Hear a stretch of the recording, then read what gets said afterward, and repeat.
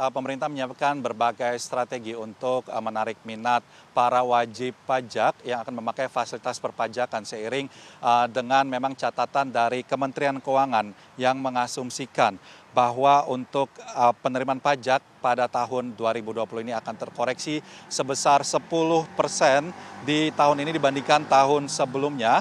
Dan ini disebutkan oleh Kepala Badan Kebijakan Fiskal Febrio Kacaribu. Dan seiring dengan prediksi pertumbuhan ekonomi Indonesia yang berpotensi minus hingga 5% di kuartal kedua tahun 2020 ini. Dan juga catatan tersebut ini juga seiring dengan realisasi penerimaan pajak hingga akhir Juni 2020 yang hanya senilai 531,7 triliun rupiah atau turun 12% dibandingkan periode yang sama tahun lalu.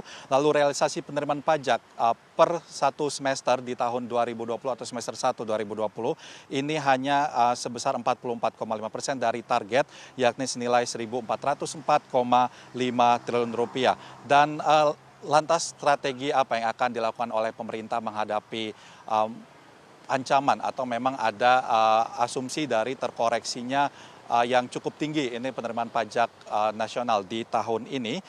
Kementerian Keuangan berencana melakukan yakni memperbesar presentase diskon angsuran pajak penghasilan atau PPh pasal 25 yang selama ini dipatok sebesar 30%.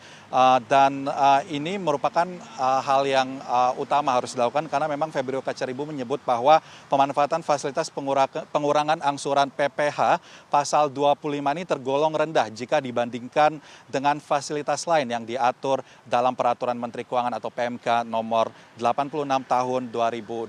Selain itu, strategi lainnya diantaranya peningkatan tax ratio menjadi di atas 9% ini diperkirakan tidak akan dilakukan dalam waktu dekat, yakni baru akan dilakukan pada tahun 2024 mendatang.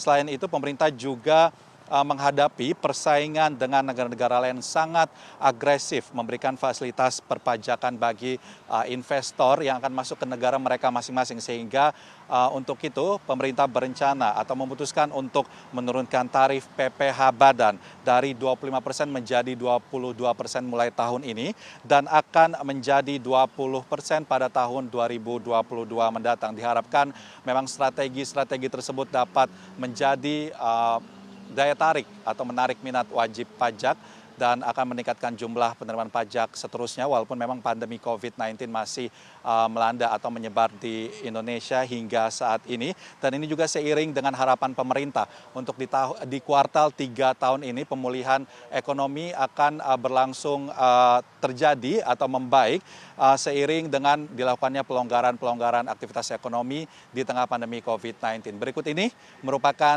keterangan dari Kepala Badan Kebijakan Fiskal Kementerian Keuangan Febrio Kacaribu. Di sisi pendapatan, pemerintah masih akan memberikan insentif pajak, terutama untuk mendukung sektor swasta dalam tahap pemulihan. Bahkan Bapak Ibu sekalian, PPh badan yang 25% diturunkan ke 22% itu harusnya tadinya bagian dari Omnibus Law. Tapi kemudian kita lakukan langsung di 2020, turun cukup signifikan. Lalu nanti tahun 2021 ini tarif yang sama masih berlaku 22%. Tahun depannya bahkan kita akan turunkan lagi ke sesuai rencana dengan Omnibus Law tersebut. Dan perusahaan-perusahaan yang ingin IPO itu kita berikan tambahan minus 3%. Nah, ini juga untuk menggerakkan perekonomian. Demikian yang dapat kami laporkan.